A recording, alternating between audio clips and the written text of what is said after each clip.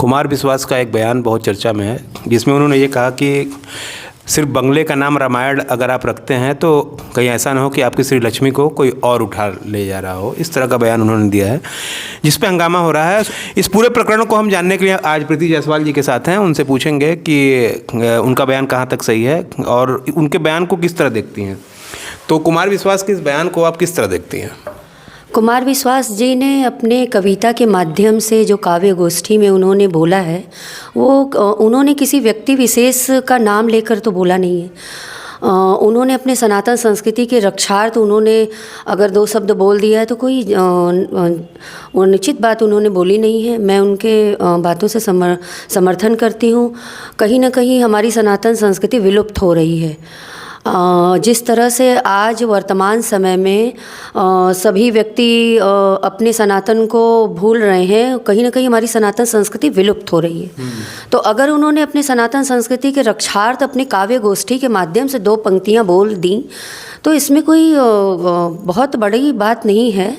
और हालांकि हम सभी लोग जानते हैं कि काव्य गोष्ठियों में और लेख के माध्यम से हम अपने समाज को संदेश देते हैं। इस बयान में मेरठ के सांसद अरुण गोविल जी भी थे और लोग ठहाके लगा के हंस भी रहे थे, इस तरह की प्रतिक्रिया भी दे रहे थे। तो ये कहाँ तक सही है? ठहाके लगा के हंसना तो ये कोई उचित बात नहीं है। सभी अपने हैं और हमारा भारत भाईचारे का संदेश भी देता है। ऐसा भी तो हो सकता है कि उन्होंने किसी विशेष समुदाय को कहा हो। विशेष समुदाय को उन्होंने तो नहीं टारगेट किया है। उन्होंने अगर रामायण की बात कही है तो अपने सनातन की बात कही है। और सभी अपने अपने धर्म की रक्षा, अपने अपने संस्कृति की रक्षा कर रहे हैं, तो हम क्यों ना करें। हर व्यक्ति कर रहा है, अगर हम पहल कर रहे हैं। हमारी आने वाली पीढ़ी अपने सनातन संस्कृति, अपने धर्म को भूल रही है। सभी लगे हुए हैं अपने सनातन संस्कृति, अपने धर्म, अपनी संस्कृति की रक्षा में, तो हम क्यों ना करें। कुमार विश्वास का जो बयान था वो कुछ लोग कह रहे हैं कि सोनाक्षी सिन्हा को लेकर के था। सोनाक्षी सिन्हा ने आज ट्विटर पे 5 फोटो शेयर किए हैं जहीर इकबाल के साथ। तो क्या लगता है आपको? क्योंकि बंगले का नाम रामायण तो शत्रुघ्न सिन्हा के ही है और उनकी बेटी सोनाक्षी है और वो जहीर इकबाल की तरफ गए और अच्छे रिश्ते नहीं हैं शत्रुघ्न सिन्हा और कुमार विश्वास के। अच्छा, हाँ, तो लेकिन उन्होंने किसी बच्ची का नाम तो लिया नहीं। सोनाक्षी जी का तो उन्होंने नाम लिया नहीं। अगर उन्होंने रामायण का नाम लिया है तो हो सकता है कि उन्होंने रामायण को चरितार्थ किया हो और वहाँ अरुण गोविल जी स्वयं वहाँ मौजूद थे, इसलिए उन्होंने रामायण का वहाँ जिक्र किया हो। ये हो सकता है। कहीं ऐसा तो नहीं एक दिल्ली में भी चुनाव आने वाले हैं तो भाजपा की सीट पाने के लिए ऐसा कुछ बयान उन्होंने दे दिया हो?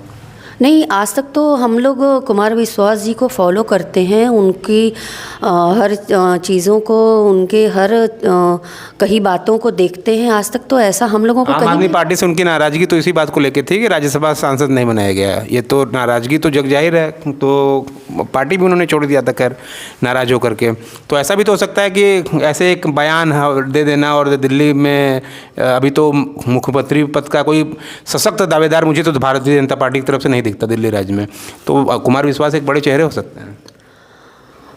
पार्टी विशेष को तो मैं यहाँ नहीं बोलना चाहूँगी, और क्योंकि मैंने महिलाओं पर टिप्पणी हुई है, क्या कहेंगे? आप भी एक महिला हैं, आप भी बेटी, आपकी भी तो बेटी होगी। जी, मैं भी एक बेटी हूँ, मेरी भी बेटी है। अगर बेटी पे टिप्पणी नहीं हुई है, अपने बेटी को अपने धर्म के लक्ष्मी को कोई कौन उठा ले जा रहा है, ये बताइए।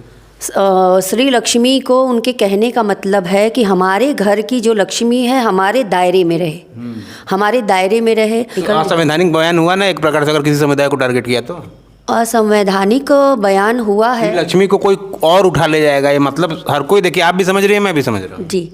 उनका कहने का ये अर्थ है, तात्पर्य है कि जिस हिसाब से लव जिहाद बहुत तेज़ी से आगे बढ़ रहा था, उन्होंने एक संदेश दिया है कि अपने अपने बच्चियों को अपने सनातन संस्कृति के अंदर उनको शिक्षा दीक्षा दें, अपने धर्म और संस्कृति के से अवगत कराएं, ताकि वो अपने दायरे से बाहर न जाएं, अपने धर्म और अपने भारत के अंडर में रहें और अपने परिवार और अपने धर्म की रक्षा। क्या संदेश देंगे अपने भारत की जो सनातन लड़कियां आप कह रही हैं, हिंदू लड़कियां, तो उन्हें क्या संदेश देना चाहते हैं?